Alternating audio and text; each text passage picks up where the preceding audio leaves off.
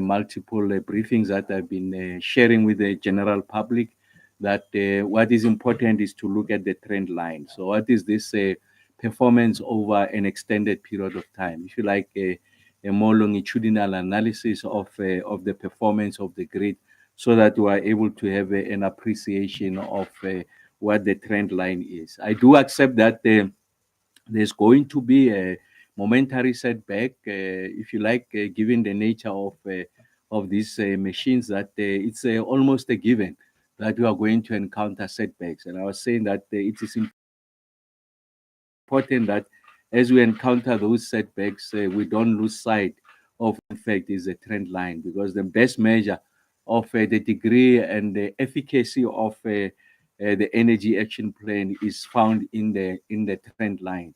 And I do accept the levels of impatience from the general public, industry, on the resolution of load shedding. Like I said, it's devastating to the South African economy. It's devastating to everyday life. It's a major disruption. So it's important that we're able to get it out of the way. So it's important that we use this occasion to share with you the trend line. So ESCOM has initiated a number of interventions, and I want to emphasize that these interventions come on the back of the energy action plan. So it's a, if you like, an accumulation of these efforts over a period of now going close to 2 years. So about 18 months into these efforts. And we did make the point that some of these efforts, the results are not instantaneous. They'll be seen over a period of time. So what are some of these interventions that contributes to where we are today? The first one is the improvement on the plant conditions. So I did make the point that we had ramped up plant maintenance, and thanks in large part to the leadership of ESCOM. So Dr. Mteto and the men and women who have services to serve the country, those who constitute the, I mean, a tremendous amount of skills and aggregation of experience and technical expertise that resides in the board. And also they are inspired the appointments. Of course, the last one was that of Mr. Dan Marukani, and the other one, Mr. Beki Ngumalo, has made this possible. So I think leadership issues are important in this conversation. So it's important that we are able to foreground that essentially is possible. So I think leadership issues are important in this.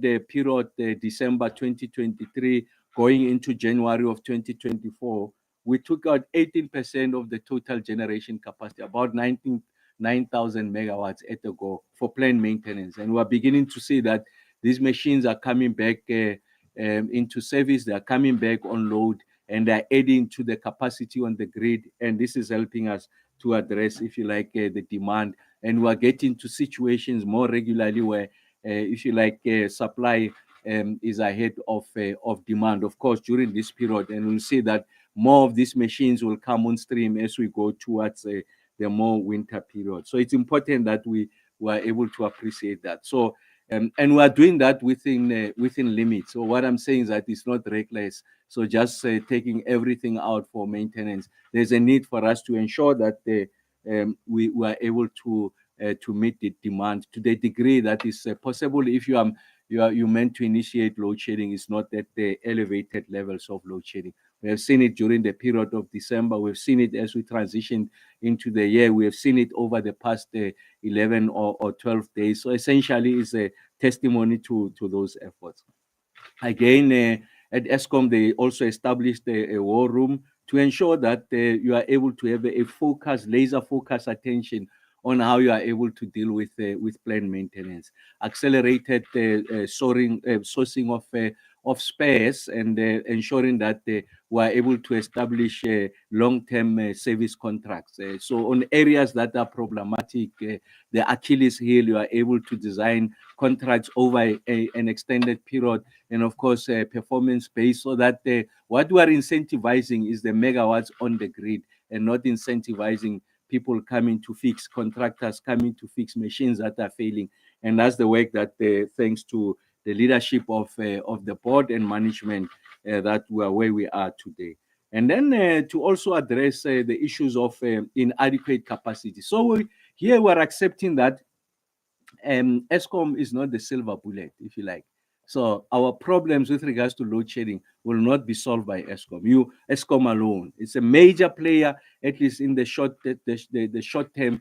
But I think you need the additional generation capacity, and that's why they need to expedite that engagement with the independent power producers to the extent that ESCOM can make a contribution. We are able to get them on stream, on load as soon as possible. You know, the reforms that have been introduced, truncating the period with regards to the environmental impact assessment, the water use licenses. I shared with the general public the efforts that have been made to ensure that you truncate that period and make it possible for the IPPs to be on stream as soon as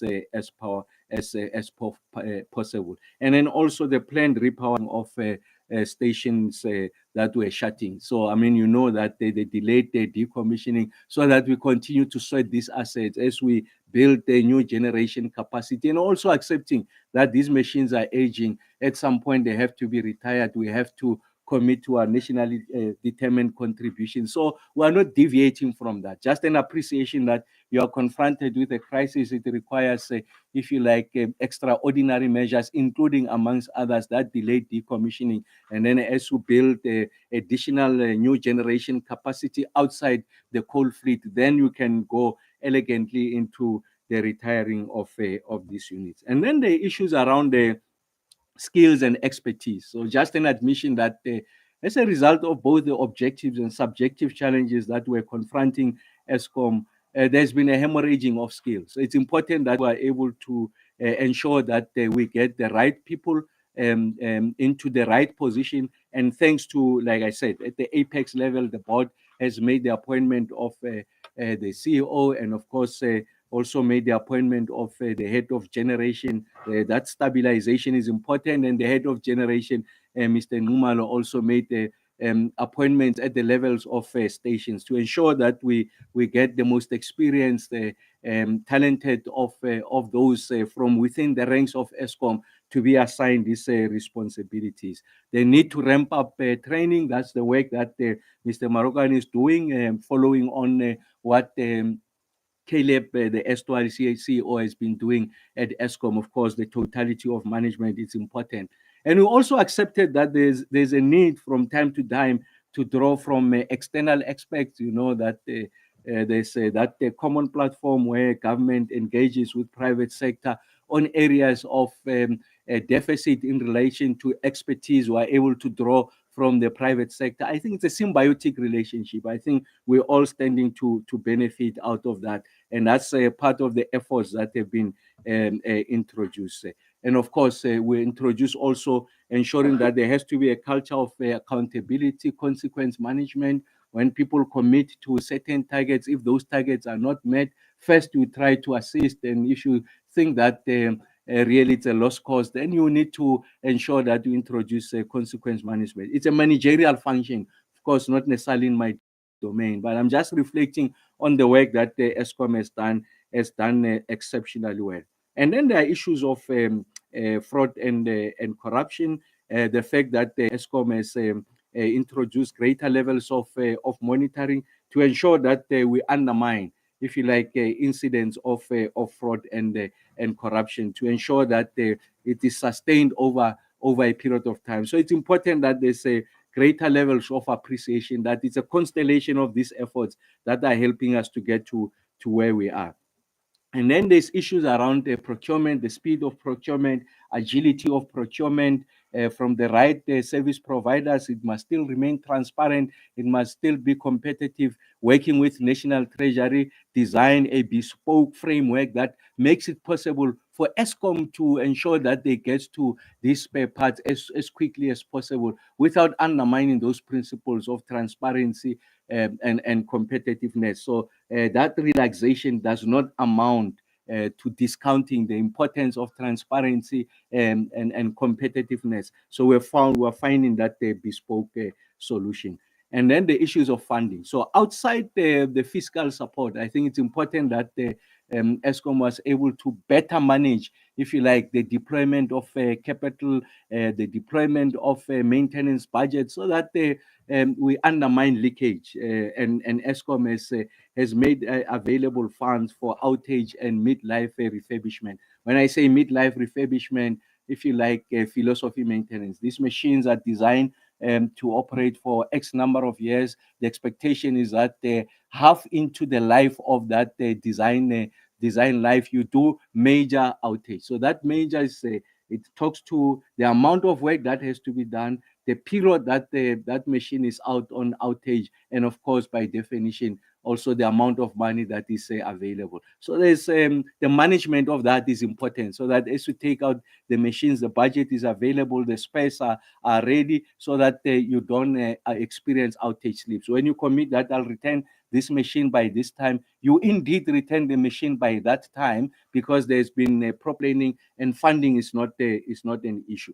The issues of environmental compliance, what Eskom has done engaging with the Department of Fisheries, Forestry and Environment, is to say that we think that without undermining the health of surrounding communities, without necessarily coming out as people who don't appreciate the impact of the emissions on climate change. I think it's important that we need to account for those, but also have an appreciation that we need to continue to, if you like, support the South African economy. So we have proposed an emission reduction plan that is achievable. That's not necessarily out of our bounds, but still remains ambitious. Ambitious, I mean, ensuring that we are keeping to the commitment of a reduction of emissions, so we don't impact negatively, adversely, the life of communities. And then on the coal, remember that one of the major issues that had received public attention was around the quality of coal and all those things that surrounded, if you like, the logistics arrangements with regards to coal. So what Eskom has done is a better engagement, if you like, with the mines in relation to both the quality and the quantity of coal. So that we are addressing the issues of the quality of coal. And Eskom has made the point that it's got implications on the performance of these machines, their efficiency, their reliability. So it's important that that conversation has happened. That conversation continues to happen, is sustained over a period of time. The need to renegotiate some of the agreements, and then greater investments in what we call cost plus mines. So these are mines where are at adjacent to the power stations, where the coal is conveyed via a conveyor belt. Eskom has got an obligation in relation to this kind of contracting, to ensure that it invests capital to ensure that we continue to mine. One of the issues we had experienced was underinvestment in the cost plus mines, resulting in, if you like, issues of coal quality, coal shortages. So working with the mines who are able to make these investments and ensure that we are able to address this situation. And then there are issues in relation to the new build defects. So you remember that one of the issues that had received public attention was the issues with regards to the new builds. When I say new builds, I'm talking of Kusile and Medupi, that there are inherent defects. Some of them have to do with, if you like, with the shenanigans surrounding procurement, the inability to monitor and observe the quality of the workmanship there, if you like, the originality of some of the components, and resulted in many failures as a result of that. So that's an area that has received the attention, and Eskom has solution for that, and developed and tested some of these solutions on Medupi Unit 3, and the intention is that you're using that template to roll it out to all other units, so that we're able to achieve the desired performance. So the point I'm making is that Eskom didn't just lament the situation. So it's done everything possible to ensure that with the exceptional expertise that resides within Eskom, we're able to find solutions, and those solutions are beginning to bear fruit as we are seeing now. And then on the issues of Rotec Industries, the fixing of the turbines, the center lines there, greater levels of oversight, additional expertise to ensure that we are able to address these challenges. Rotec, if you like, it's an engineering arm of Eskom. So the point there is important, just an appreciation that the Eskom had over a period of time built sufficient internal capacity from an engineering point of view, research point of view, innovation point of view. You find that with this new leadership led at the board level by Dr. Mteto and the team of men and women who constitute the board, the executive management team, we are returning all of those into force, and you are beginning to see that of these efforts can only help to improve the performance of the grid. And then what are some of the successes so far as a result of these interventions that I've shared with you? Is that the National Treasury, like I said, they relaxed some of the requirements. So this results in the speed of procurement. We are reducing slowly this thing of outage slips, because outage slips is our inability to return the units at the time that we promise we'll return them as a result of, amongst others, if you like, the inordinate process that accompanies the procurement process. And I really want to emphasize, because this point can be overemphasized. You are not undermining transparency, you are not undermining competitiveness. It's just the speed with which you are able to procure. The nimbility. So you must be nimble, you must be agile on your feet to ensure that you are able to address this situation, especially when you have units failing. You don't have time to plan. So it's important that the shortest possible time is taken, of course, with due regard to professionalism, proper work, that these machines are returned. It's a function of the procurement environment. So we've designed this procurement to be bespoke, to reflect the characteristic nature of Eskom. And I'm sure that in other SOEs, it will take a different complexion. But here's just an appreciation that speed is important.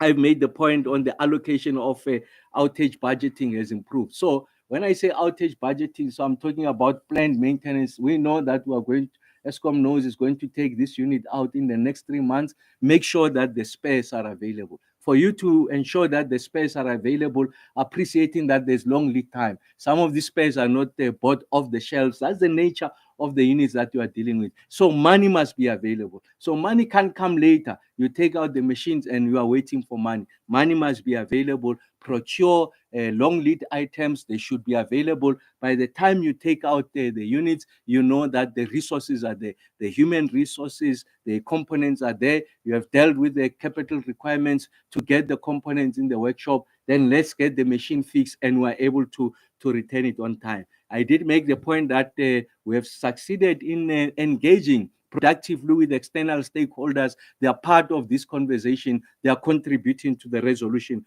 of this problem. And the priority power stations there are receiving attention. We have made the point, Duva, Kendal, Kusile now is graduating out of priority power stations, because thanks to the work that has been done by a team of diligent men and women, professional, patriotic, committed to the resolution of this problem. So Kusile will not flag as one of those power stations as a result of this work that we've been doing. Of course, Tutuka still remains a challenge, working with the station manager there, someone that has been appointed, exceptional skills, Mr. Bruce Moyo and his team. We're sure that we are going to take it out of this situation. So we want to graduate the priority power stations, because we appreciate that once we get these ones right, then we're sailing.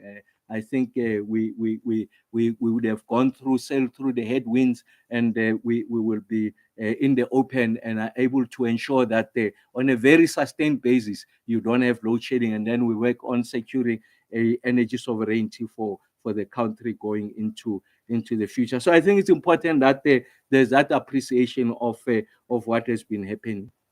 Just a juxtaposition of what is this kind of improvement in numbers terms from a load shedding point of view. So if you were to take the first to the 31 of March 2023, you will see that they will only have about periods of stage 1 load shedding, and now we in this similar period this financial year, this year rather, calendar year, we only have one stage of load shedding. When it comes to stage 2, the previous 23 we're sitting at 3, and this year it was higher at 12, and I'll come back to that. At stage 3, we had 7, if you like, stages of stage 3 in this period, the 1st to the 31st of March 2023. In 2024, we had 9, again higher than what we had experienced. But I think if you look at the higher stages, stage 4, last year, March, this period, the month of March was 12, this year it's 4.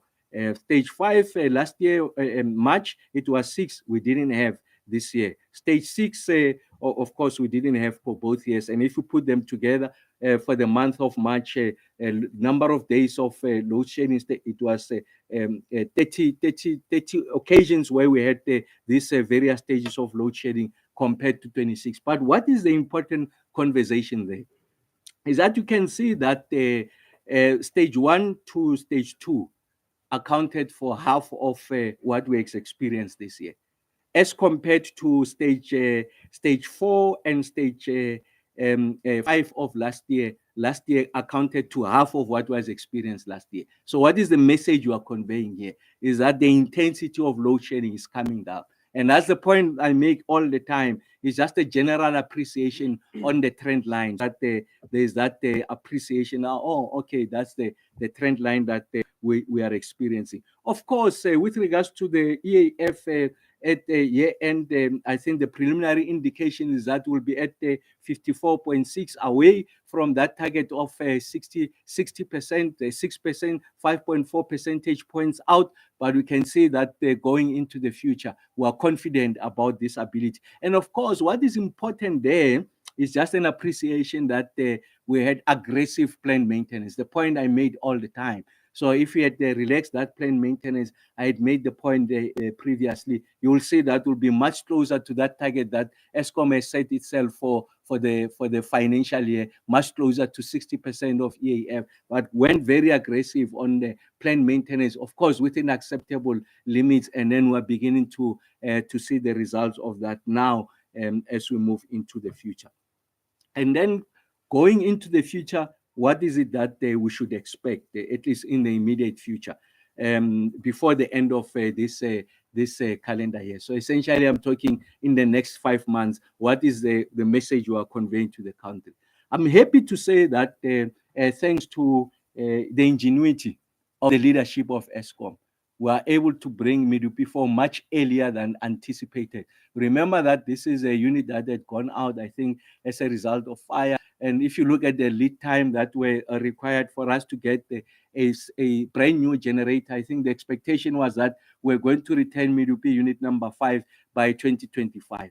The management of Eskom looked across the world, find a generator of a similar specification. It's a second-hand generator. Appreciate that these generators are designed to have a life of up to 50 years, and this one still had about 15 years of life. We are able to procure that generator, and that generator now has been delivered to the power station Medupi on the 5th of March, and of course it was then unloaded. You can imagine the size of that generator on the 11th of March, and then we are confident that it will be commissioned by August of 2024. So essentially, we have truncated, reduced that by approximately a year. We're able to bring it early. And that's, if you like, the innovation, ingenuity that is brought about by an exceptionally competent board and having appointed the most competent, if you like, management team, that beyond the norm, what is common, what are the other solutions that are available, and just an appreciation that you can get this generator second-hand, of course, with the necessary assurances guaranteed from the original equipment manufacturer that it still has life. We can extract life out of that, and then we're able to relieve the grid. We're able to bring that 800 megawatt. That is in August of 2024.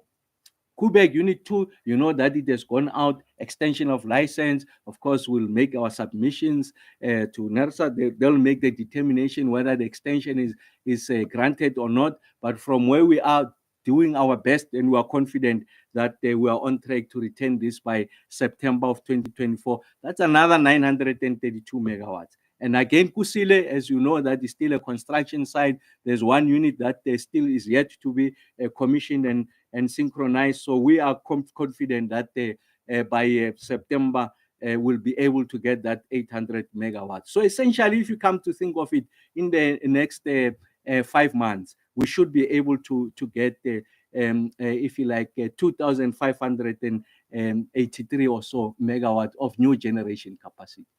So that's the message that we are conveying. So it's just the prospects in the immediate future. And that immediate future is in the next 5 months. And this is the work that the team has been doing. And of course, the issues of the permanent stake project remains on course, with the units being synchronized between November of 2024 and 2025. I'm talking about unit 1 to 3. Remember that we have a temporary solution, so it's important that we restore the original conditions, because we have made a commitment to the Minister of Environmental Fisheries and Forestry that it's an interim solution. We do appreciate the downside from the health implication, the environmental implication. We need this window. We'll do everything possible to ensure that we're able to address the environmental and health adverse impact. We presented a plan. On the strength of that plan, we're granted this temporary solution. So it's important that there's that appreciation. I was reading somewhere that we're going to lose 2,400 megawatts. Of course, I mean, these things are done in stages. So at any given point, when you connect the one unit into the permanent stake, it's just 800 megawatts. So I think it's important that the context is appreciated. And then on the coal stockpiles, I'm happy to say that the levels of all the stockpiles are healthy. So, and then also accounted for wet conditions. So you'll find that the issue of wet coal and the like should be something of the past. Eskom's leadership management is transfixed on the resolution of this problem, including all individual components of the value chain. So on the coal side, the point I'm making is that these are things that have received additional attention. So those are some of the highlights. I'm making this point so that the country must have an appreciation that the kind of improvement you are seeing is not an accident. So essentially, it's an investment made by men and women, competent, primarily at Eskom. The leadership, of course, at an executive level, the political leadership, the leadership principally at the board level, but most importantly, the CEO and his executive management team are able to deliver the kind of results that we are seeing. I have to emphasize that there will be setbacks. It's the nature of this. So if tomorrow there's some load shedding, doesn't mean that the trend line is dissipated. So it's important that there's an appreciation of this trend line. We're trying to undermine opportunities for these units to fail, because as they fail, then the system operator must initiate load shedding. So I'm making the point is the trend line. You can see the kind of benefits we are seeing. Will be setbacks. Those setbacks are given. So when you encounter a setback, and by setback I mean when there's load shedding, don't think, oh, we're diverting from that. We remain on course in relation to that trend line. And like I said, this additional generation capacity of these 3 units, I have not yet accounted from new generation that is coming from the private sector. We will share that with you in due course, so that there's an overall appreciation that we are addressing the totality of this intervention. So there's no decoupling. There's nothing called that the kind of improvement we are seeing is as a result just of the improvement of the EAF outside what the renewables are giving us, or alternative is as a result of the renewables outside the EAF. No, that's a myth. It's a misnomer. It's all of these things put together. So there shouldn't be a binary conversation. It's a misleading conversation. It's about pulling all of these things together. And that's why the Energy Action Plan says fix Eskom. I've shared with you in detail the work that is being done by Eskom, new generation capacity, renewables, private sector investment, the issues of the reforms. When you pull all of that together, then it results in the kind of, in the long-term energy sovereignty. In the short-term, Eskom has got a disproportionate amount of responsibility to help us to resolve this, but it's the totality of these interventions that are going to help us to resolve the challenge going into the future. I'm happy to say the following. Of course, Eskom did release if you like, a media statement in this regard. The issues around undermining vertical integration. I spoke ad nauseum in the last update, ensuring that there's competitiveness, there's multiple players on the generation side, multiple buyers, create a platform that ensuring that you procure on a non-discriminatory basis. You are democratizing the platform. We think that the aggregate, the net result, amongst others, is electricity that is relatively affordable, greater adoption of technology and innovation, increasing levels of efficiencies will result in greater levels of investment because you have opened up, but you have not privatized. Eskom continues to be a major player on the generation side. We'll come back on the Eskom project on the generation side. But we accept that you have to open up for private sector so that you are able to allow for this competitiveness and the net gain, two of them that they're worth mentioning. The first one is that the grid is becoming more and more stable because we've got more players on the generation side. The second one is that the electricity doesn't see exponential increases, that it becomes unaffordable, resulting in energy hunger. Essentially, by that I mean the electricity is available, but the people can't afford it. That's energy hunger. You don't want to get to that situation. It must remain affordable. And that's why it's important that this competitiveness is introduced. So the National Transmission Company of South Africa has received consent from the relevant lenders and creditors. I did say now all of them. The passing of resolutions by government and boards of NTC and Eskom, as well as the approval for electricity license and other regulatory requirements by NERSA. So these are the suspensive conditions. So these are conditional to the proper functioning, full functioning of NTSA. All of those things have been met. And then the next steps really is that the fulfillment of the Companies Act requirements, and also once all assets, systems, and employees have been transferred to the National Transmission Company of South Africa, and trade commences, the NTCSA will be wholly owned Eskom subsidiary. So this is an important part because I think in other domains they talk about privatization. Underline, it's wholly owned Eskom holding subsidiary. Eskom is an asset of the state. So the South African citizen is a shareholder in Eskom. So there is no relinquishing of that ownership. NTCSA remains in that stable. It's part of the Eskom stable, wholly owned by Eskom Holdings. So the South African public is a shareholder in NTCSA. It's not a precursor to privatization. I think it's important that there has to be that appreciation. As I conclude, just to indicate that we can see that the weekly averages have been going up. I think the past week we are now at 28,000 megawatts compared to the 27,000 megawatts. An area that should receive attention and is receiving attention from Eskom side is to bring down the unplanned capacity loss factor and the partial load losses, because that speaks to the megawatts that are outside, that are not generating, that are not on load. Of course, the average for the week 25 to 29th of March was 14,000, and in the past week was 15,000. Our target, the target internally is that just be at 14,000 as a minimum. And you know that in terms of their summer outlook, they put it at 14,500. So it's important that we keep to that message, and in fact, we improve it.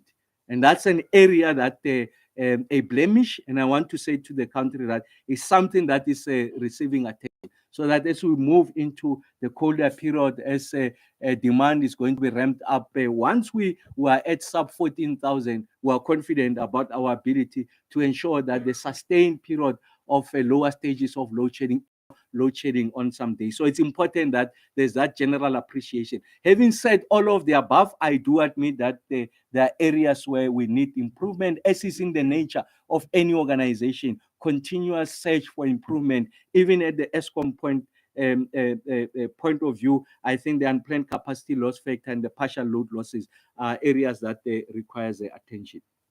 Just as I conclude, I think it's important that we also just a brief reflection on the renewables. And that's the point I made. I think one of the things that I think has been a major shortcoming of the briefing I gave was just the focus on Eskom, and not just sharing with you what is the performance on the renewable side. And that gives life to this conversation of a binary discussion. Is the EAF versus, if you like, renewables? No, we must do both. So just to give you an indication, the total renewables is about 6,430 megawatts, made up of concentrated solar power, the wind, PV, and also hybrid. So when you pull all of those together, it's 6,430 megawatts. And then we did make the point, take account of rooftop installations, about 5,440. So what have we experienced? So this is a point to be made, is that during the summer months, the wind generation aligns almost perfectly to the high evening peak demand and the low night minimum demand. So there's a correlation between what we are generating from wind and the peak demand. So it's really performing its intended function, that it must contribute to the fleet of Eskom so that we are able to meet the peak demand. However, in winter, when the cold front passes through the Western and Eastern Cape, the wind generation increases significantly. So you are going to see, if you like, a greater contribution of wind. And as the cold front arrives in the densely populated Gauteng area, the cold weather drives demand for electricity.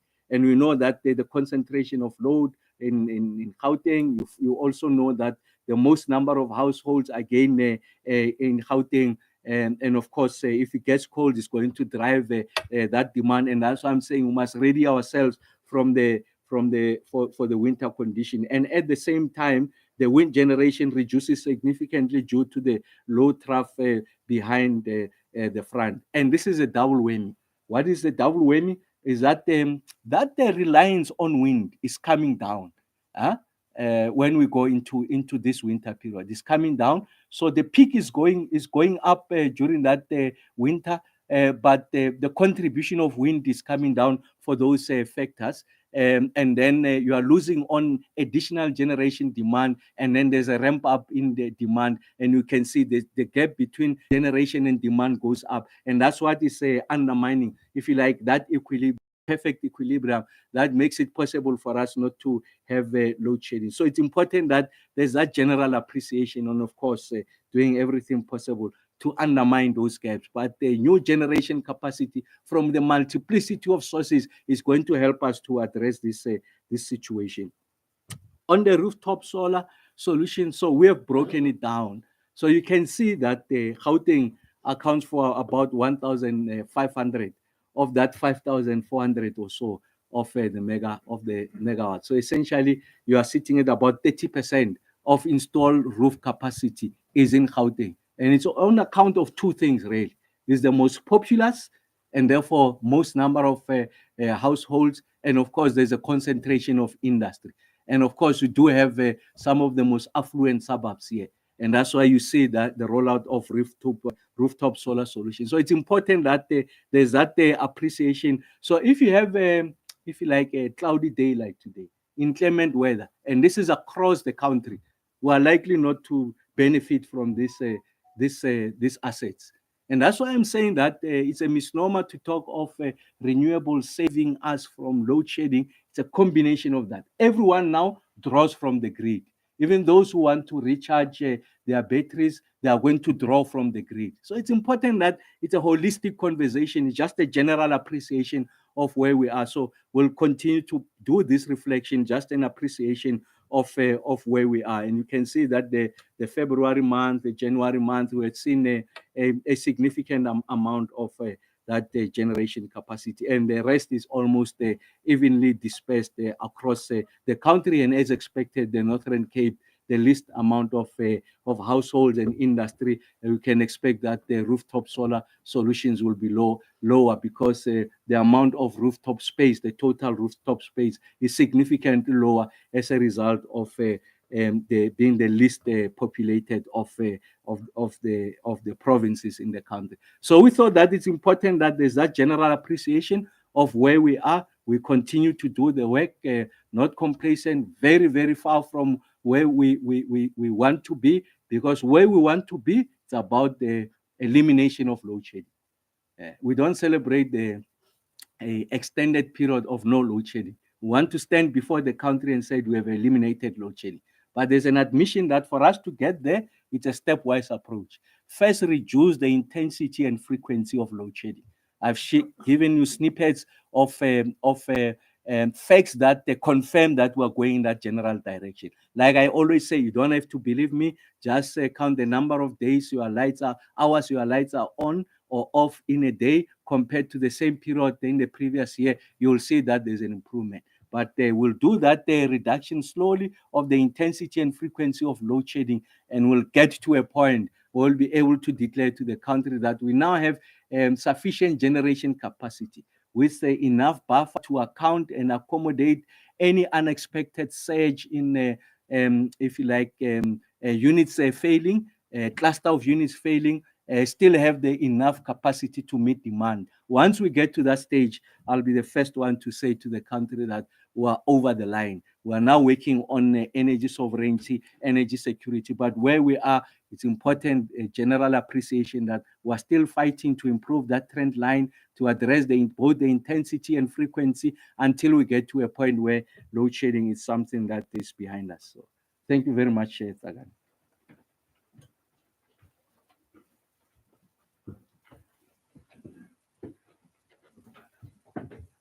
Thank you very much, Minister.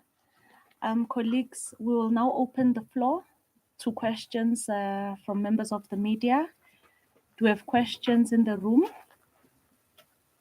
By a show of hands, do we have questions in the room? There's Katlego there. Do we have a roving mic? So Katlego, you'll use the table microphone, and then we'll take her as well, and we'll stick to our established protocol where you introduce yourself and the media house that you are representing. Right, good morning, Minister. My name is Kgosientsho from the SABC. We just wanted to find out your understanding of where we find ourselves in terms of NERSA passing through those protocols to stage 16. We saw a lot of people from the public reaching out to the media just with an understanding of what do those protocols mean. What does the ramp up those protocols to stage 16 mean for consumers? Is this an indication that maybe in the near future we'll see Eskom ramping up as load shedding beyond stage 6 to maybe stage 16? Can I get a response from that? And maybe just give us a sense, Minister. You've been in the office for over a year now. Maybe give us a sense of basically, are we reaching an end? When can we expect load shedding to end?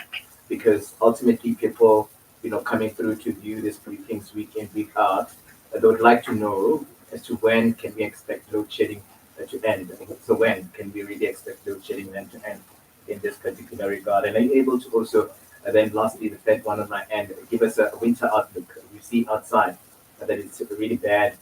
So are we going to see extraordinary measures applied by Eskom here going into the winter season to try by all means to cushion consumers? As we know very well that around this time, that's when the grid becomes a little bit strained. Thank you.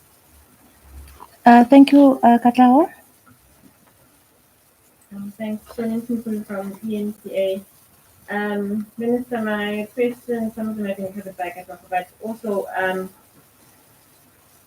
just in terms of the OCGT, we've seen, I think, on the 2nd or the 3rd of April, there were 4 that were used, and then before that, right at the beginning, there were 0 used, and I think the latest updates you had on them, which was, I think, yesterday or the day before that, there were 0 used. Just how many have been used over this period that we've had no load shedding, and yeah, how many have been running? Also, just your diesel budget in 2022-2024, can you give us just final numbers in terms of that, and also what is your diesel budget for 2024-2025? And I'll leave it there for now. Thank you, Ashoni. Itumeleng, do we have questions online? Yes, we do have questions online. The first question is from Helmut Bruce from Independent Media. What is Eskom demand forecast for this year? What is the NERSA approved budget for OCGT diesel?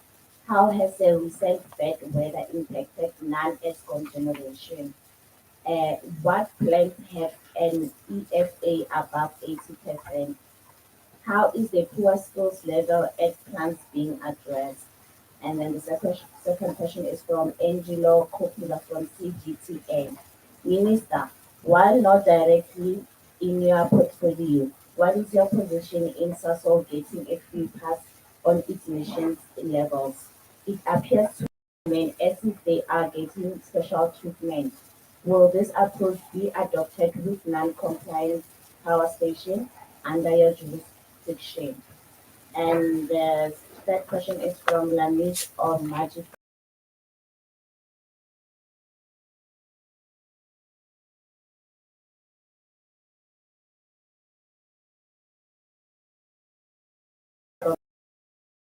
Does ESCOM or the minister have any response to the study by the Center for Research on Energy and Clean Air, which projects there will be at least 30,000 deaths linked to delayed? The second question is, once Medupi's Unit 5 returns to service, will the power station be operating at full capacity? Thank you. We'll now take responses. We'll start with Mr. Shunlagam. He'll be followed by the minister.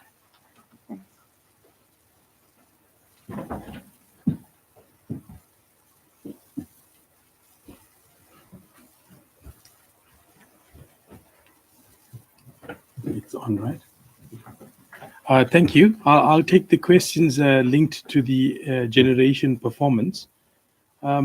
I think let's start off with Katlego. I think just in terms of the winter outlook, we're still going through a process of approval, but the general sentiment in terms of the plan for the outlook is to have our planned maintenance hovering around 3,000, and then to get the breakdowns to below 14,000.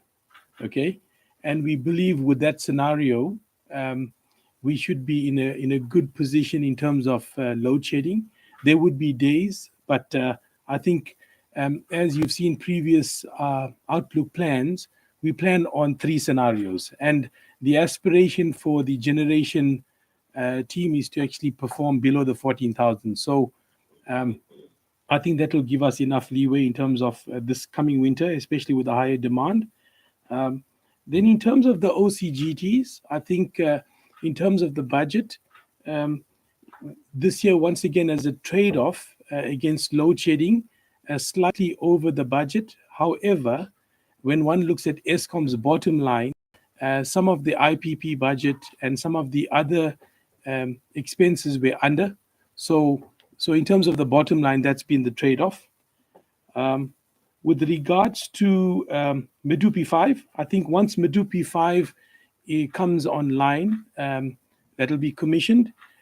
We'll have Medupi 6. I'm sorry, you talked about Medupi 5. I'm assuming it's Medupi 4. Yeah, so I think it's Medupi 4. Once again, the intent is for it to come back on its generating capacity of 800 megawatts. I'm just thinking in terms of other questions that I've picked up. Minister, I'm not sure if you want to take the rest.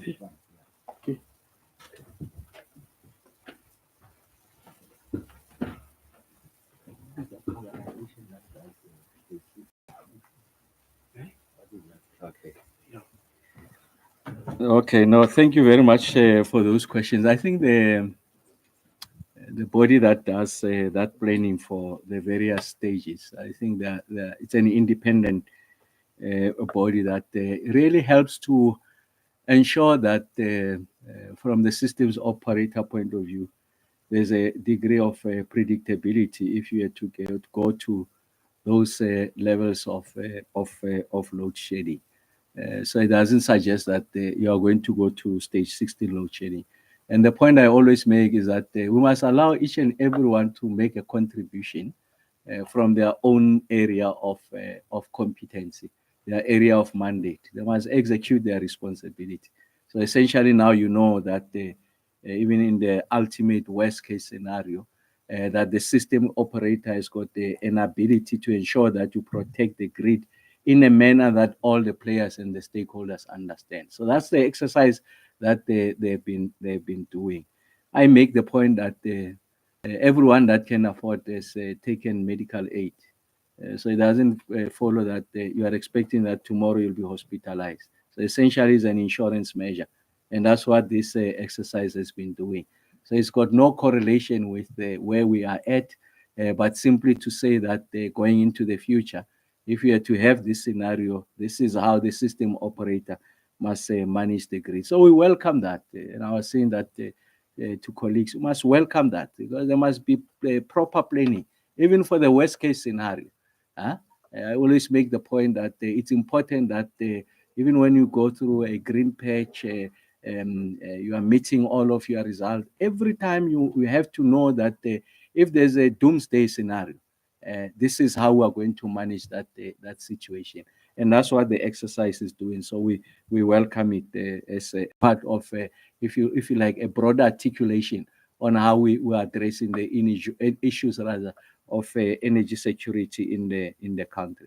Now that question, I know every time it comes, I will not stand here and mislead the country and say by this date is going to end. I'm simply sharing with you the efforts that we are making is giving us this trend line. I'm sharing with you what will come on stream, new generation capacity in the next 5 months or so. We'll come back and share with you what's coming on stream from the private sector. And I'll say that if all of these promises materialize, then it means by this period, we should have achieved, if you like, some degree of energy security, would have ended load shedding. I'm not in that at that point. So the last thing I'll do is to mislead the country.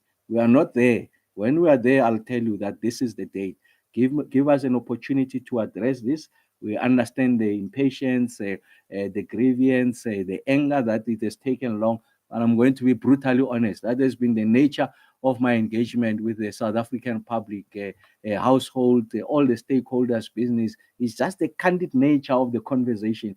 I think it's important. So I'm not in that position to say by this date. I'll share with you the trend line. Once we have confirmed that new generation capacity, when is it coming on stream? Not just ESCOM, but if you like, new generation, then we'll be in a position to say by this date, we are confident that generation will far exceed the demand with the necessary buffer to account for any unpredictability without requiring us to initiate any stages of load shedding. And then with regards to the issues around the Sasol emissions, I mean that everyone makes an application to the Minister of DFFE, and the Minister applies a mind and arrives at a determination. In the same manner, ESCOM has made an application to say that these are emissions that we think are achievable without necessarily undermining our ability to continue to generate electricity without putting lives at great risk. We submit that to DFFE. The minister will make a determination. So I'm not about to encroach in that space. Really, that's not our space. We have done everything possible to satisfy what the requirements are. I have not encountered that study. Of course, I'll go through it, what people suggest on what are the implications of an extended life of this coal-fired power station. I guess that's the domain, if you like, of the Minister of DFFE. Will make the submissions. She'll look at all sorts of studies, and of course, their own internal study, the veracity of those studies, arrives at a determination. On the basis of that determination, then she'll be able to communicate to us. So it's something that we will leave to the Minister of DFFE. And I did say that from a skills point of view, of course, ESCOM gone back to, if you like, bolstering those skills, the issues around training. The training center now is a hive of activity. There's an appreciation of what is new generation that is likely going to come on stream. Of course, the issues of nuclear, you need to build that pipeline, amongst others. So ESCOM is looking at all of that. And I'm sure that at the right time, they can share with you what are those details, because that's in the management domain. The only reason why I was surfacing that is just to give the country a general appreciation that ESCOM is aware areas of weaknesses, and those are attended to, including the bolstering of the skills, ensuring we shore up the skills, because there's been some degree of hemorrhaging of skills over a period of time. Restore ESCOM to its former glory. That's what Dr. Mteto is doing at the board level. And Mr. Marokane and his executive management team, of course, supported by the executive authority, are confident about the future of ESCOM and its role on the generation side. Together with new players in that space, it will become more competitive, like I said, and hopefully the net gain will be to the grid itself, but also to the end consumer. Thanks.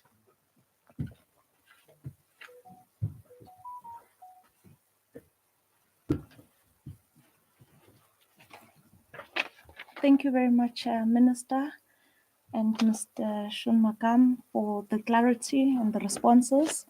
We will now take our last round of questions. We will start in the room as we did initially. I see Hloni's hand is up. Are there any other hands in the room? So we'll take Hloni and then we'll go to Katleho and then to Itumeleng for the questions that have been shared virtually. Thanks. Just in terms of the slightly over budget that you were able to make, can we get specific numbers please from the past financial year and the budget for the present financial year? And then maybe for the minister also, I mean, you're talking about the consistency, and now you're talking about anticipated setbacks. You also mentioned that you can't say a specific date for when load shedding will end. How long do you expect this period of sunshine, I guess, to end when you talk about those setbacks? And then maybe lastly related to that, how much does demand play in terms of what we're seeing at the moment? It's obviously in a period where it's become colder the past few days, but we still don't have load shedding. Yeah, how much does the demand play a role in that? Thanks, Tony. Mine is on the solar PVs as well. Do we still see the government working to incentivize those that would move, especially businesses that would move to, more or less install solar PVs? Are we encouraging them to go into that space as well in terms of helping ESCOM here? Because we've seen the minister give us an update on the intervention around that space. And also, as you mentioned, Minister, the issue of corruption that at ESCOM, you're dealing with issues of corruption and making sure that you support the new executive there, Mr. Marokane, and maybe give us a sense as well as to the SANDF members. Are they still there on the ground?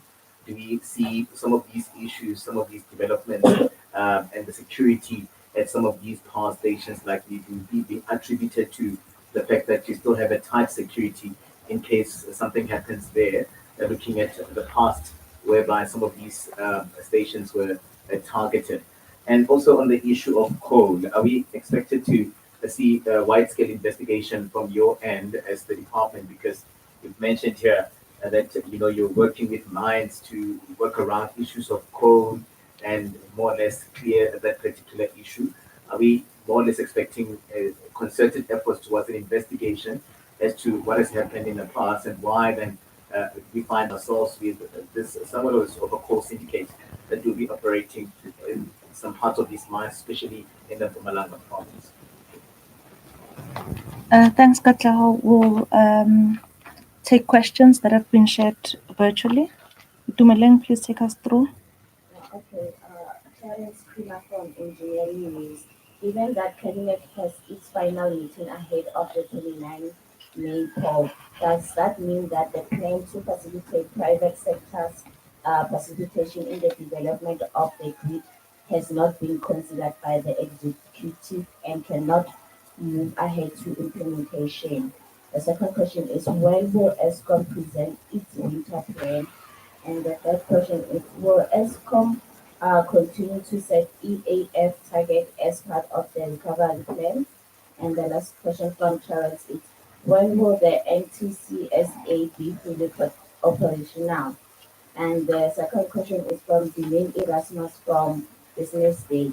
Given that ESCOM missed its EAF targets for 2023-2024, does the EAF target that was set for 2024-2025 yes still stand, or will this target be amended?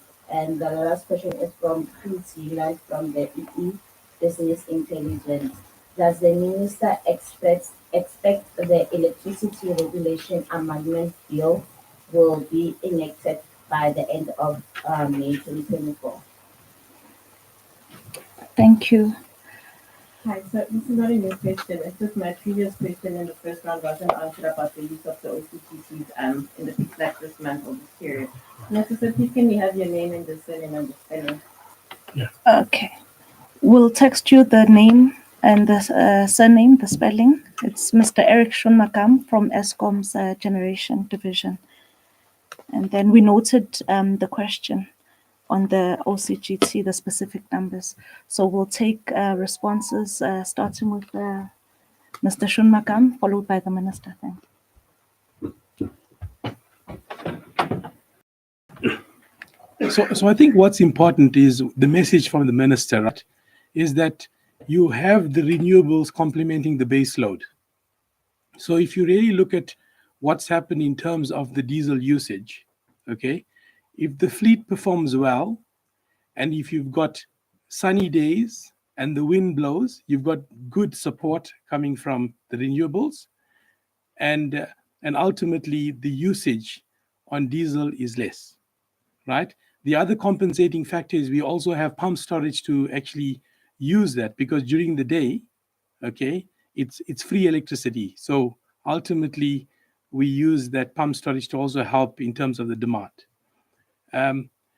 Then you take a day like today when it's overcast, right? So even if we've seen the performance is, we've seen a slight decrease in increase in UCLF, which means the performance degraded a bit.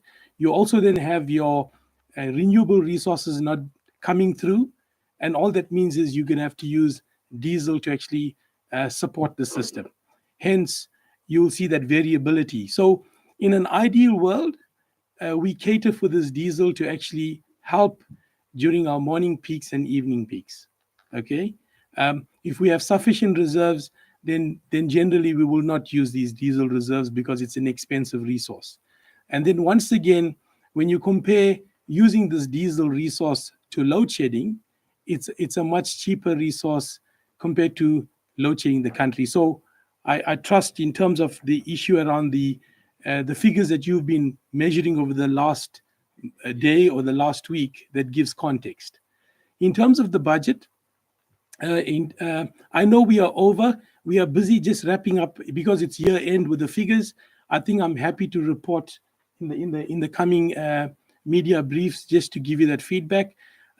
With regards to what's planned again for the coming year, I can confirm it's substantially lesser than what we planned for last year. Last year, I think, was a conscious effort that we, through our shareholder, through National Treasury, because of what the projection was going to be in terms of load shedding, we actually catered for that. And we know the budget was around 30 billion rand. And going into this coming year, once again, I think in the next briefing, we can confirm the figures, but I know it's substantially lower.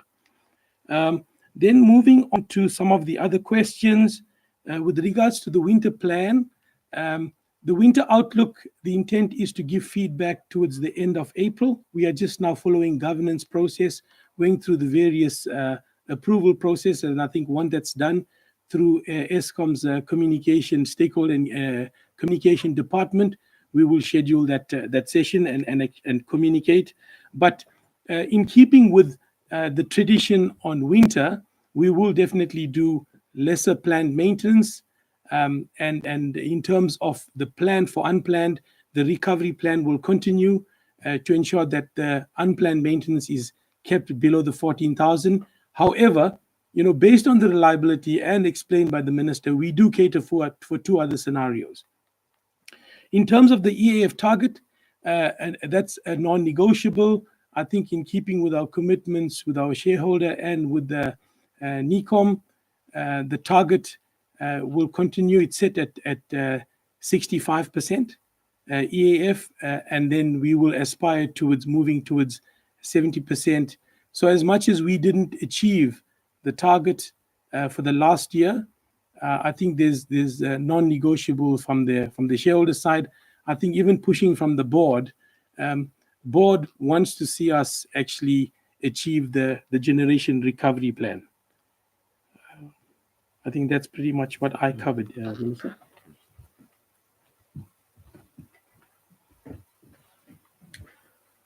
Thank you very much, Eric. Just to make the point, Ronnie, I say that what we are tracking is a trend line. So a longitudinal study over a prolonged period. We use May of 2023 as a baseline and see how we're doing relative to that.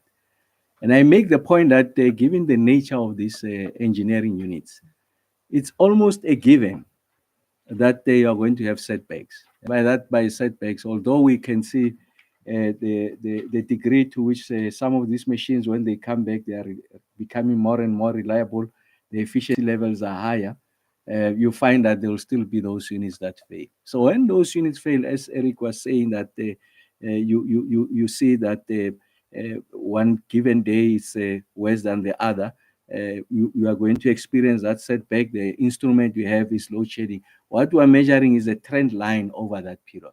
So even if it means that tomorrow or sometime in the future, sometime this week, there's load shedding, whatever the stage is, what we are looking at is a trend line. I think that's the point that I've been making. So I'm just saying that those setbacks are given. So what we're trying to do is to reduce those setbacks, but also when they occur, we should have sufficient buffer not to resort to the instrument of load shedding as something that is going to help us to support the grid, because at that time you'd have had rich conditions of energy sovereignty. So really load shedding is not an instrument that you are going to rely on because there's sufficient generating capacity. And then to Katlego, I just want to make an important point that the vast and overwhelming majority of the men and women at Eskom are honest, diligent, professional, competent, and patriotic. I think it's a point I want to make. Significant and overwhelming, a critical mass of them. Like in any institution of the size of Eskom, you'll have those elements that seeks to undermine and derail the kind of progress that we're making. So those, of course, will be isolated and the necessary action will be taken. Like I said, is a management function. To the extent that they require the assistance of the executive authority will do that. But essentially, that responsibility resides with Mr. Marokane and, of course, by the board, by extension. They'll take the necessary measures to the extent that they think that there's additional assistance required from the minister. They will shout and then we'll work with them. Like I said, also, the National Energy Crisis Committee that is supporting the minister, it's made up of a number of work stream. Work stream number 6 is people with the necessary expertise and qualities to help us to address the issues of malfeasance, leakage, corruption, whatever you choose to call it, and they are transfixed on the resolution of that problem. Of course, SANDAF still remains on site. Of course, their responsibility really is to look after the physical asset, this national key point. But a lot of this malfeasance doesn't happen at that level. I mean, with regards to SANDAF, it's a direct, visible, and physical attack on the asset. So that's the one part. They remain to protect that asset. And then there are those things that undermine the operation. And I'm more than happy and confident that Mr. Marokane and Mr. Mumalo and the various station managers are focused on the resolution of that problem. On the incentives with regards to PV, we did make the point that our view was should be extended over a period of time, should include additional components, not just the PV panels, but the more heavy, the capital heavy elements, including inverters and batteries. And of course, we couldn't prevail before the previous budget was presented. And that's an ongoing conversation I'm having with the Minister of Finance. Because I think if we go that route, we are going to see that there's going to be an explosion in relation to the installation of rooftop solar, even at rates that are significantly higher than what we were experiencing now, but also designing those financial instruments that can help the less affluent, if you like, the poor, to be able to access this kind of solutions, because I think the unintended consequences of this is that it's only the affluent and those who got the right risk profile who can borrow money from the banks and invest it in the rollout of solar PV, but the majority of people will be excluded. So we're working with the Minister Kubai, Human Settlement, Minister Mantashe, the possibility of how you relook at that grant called INEP that is meant to connect people to the grid, to say that can't you repurpose elements of it to make possible for us to be able to connect the poor. And then on the issue of coal, yes, like I said, I mean, it's work that is in the domain of management, and we're more than confident rather that Mr. Marokane and Mr. Numalo, the head of generation, are on top of that, as indicated, some of the interventions that have been made. And just to Terrence's point, no, the cabinet has said proceed. So we are proceeding with the issue. So Terrence is referring to how we work with the National Transmission Company on financing solutions with regards to both the modernization and expansion of the grid. So we're just going to go back to cabinet to just give an update. So the decision has been made. So where we are at now is just a finalization of that approach with the NTCSA. And I think from our side, we thought that it's appropriate that we give the NTSA an opportunity to look at these models that we are proposing. And then the teams have been meeting consistently, and there's some degree of convergence. And once we're firmed up on an approach, we should be able to jointly share with the markets how and the country how we're going to address that situation. And then with regards to the electricity regulation amendment, the ERA, of course, it has gone through the National Assembly. I did make the point is the expectation is going to the NCOP. I made the point the last time, it's part of priority legislation. The leader of government business in the form of the deputy president is the one that is spearheading that effort. I still remain confident that we should be able to get it through the NCOP, and then it will have a life and give effect to the kind of reforms we want to introduce and ensure energy security going into the future. So let me really take the opportunity to thank everyone for making time, members of the media, the robust questions that we always get, because they can only help in clarifying these issues and making possible for, I think, the average person to consume the message. So thank you very much for your attendance. Wish you a lovely week ahead. Thanks.